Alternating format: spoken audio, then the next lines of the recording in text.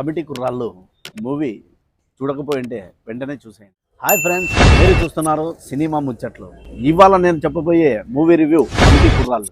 ముందుగా స్టోరీ విషయానికి వస్తే, మనలో చాలామంది దశకంలో ఎన్నో మెమరీస్ అయితే ఉన్నాయన్నమాట.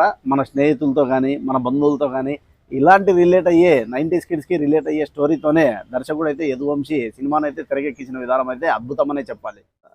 ముందుగా స్టోరీ విషయానికి వస్తే, మన చుట్టూ ఉన్న ఒక 13 మంది కుర్రాళ్ళు వాళ్ళ బాల్యం కానీ యవ్వనం కానీ తర్వాత వాళ్ళు పెద్దవాళ్ళు అయిన తర్వాత కానీ ఎలా ఉంది వాళ్ళ ప్రవర్తన అనే విషయాల మీదే కమిటీ కుర్రాళ్ళు సినిమా అయితే తెరకెక్కించారనమాట. చిన్న చిన్న విషయాలు, చిన్న చిన్న అంశాలు, సెన్సిటివ్ విషయాల కోసం ఫ్రెండ్స్ అయితే కొట్టుకొని విడిపోవడం కానీ, తర్వాత వాళ్ళు తిరిగి ఎలా కలుసుకున్నారో, జాతరలో ముఖ్యంగా ప్రీ క్లైమాక్స్కి వచ్చేకే దర్శకుడు ఒక సెన్సిటివ్ పాయింట్తో మూవీని అయితే టచ్ చేసి వదిలిపెట్టేశాడనమాట.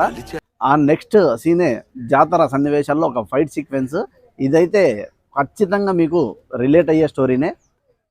మీరు 90వ దశకంలో పుట్టినట్టయితే ఖచ్చితంగా ఈ మూవీ చూసి ఎంజాయ్ చేయండి. సెకండ్ హాఫ్లో అక్కడక్కడ కొంచెం లాగ్ అయిన సీన్స్ అనిపించినప్పటికీ ఓవరాల్గా మూవీ అయితే గుడ్ ఎక్స్పీరియన్స్ అనే చెప్పాలి.